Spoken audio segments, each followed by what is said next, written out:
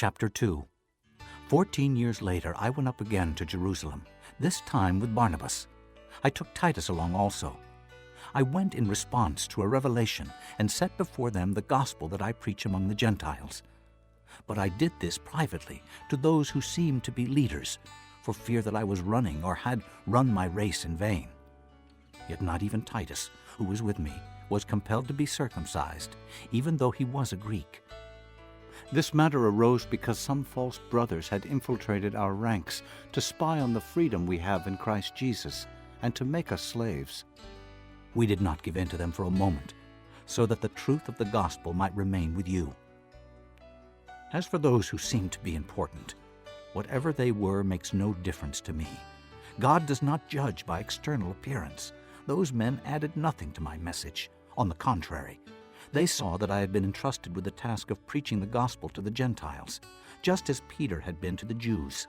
For God, who was at work in the ministry of Peter as an apostle to the Jews, was also at work in my ministry as an apostle to the Gentiles. James, Peter, and John, those reputed to be pillars, gave me and Barnabas the right hand of fellowship when they recognized the grace given to me.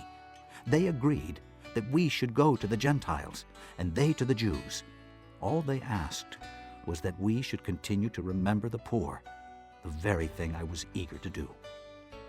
When Peter came to Antioch, I opposed him to his face, because he was clearly in the wrong. Before certain men came from James, he used to eat with the Gentiles. But when they arrived, he began to draw back and separate himself from the Gentiles, because he was afraid of those who belonged to the circumcision group. The other Jews joined him in his hypocrisy, so that by their hypocrisy even Barnabas was led astray. When I saw that they were not acting in line with the truth of the gospel, I said to Peter in front of them all, "You are a Jew, yet you live like a Gentile and not like a Jew. How is it then that you force Gentiles to follow Jewish customs? We who are Jews by birth and not Gentile sinners know that a man is not justified by observing the law, but by faith in Jesus Christ.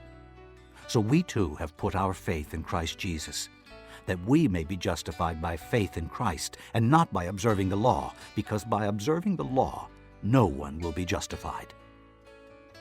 If, while we seek to be justified in Christ, it becomes evident that we ourselves are sinners, does that mean that Christ promotes sin? Absolutely not. If I rebuild what I destroyed, I prove that I am a lawbreaker. For through the law, I died to the law so that I might live for God.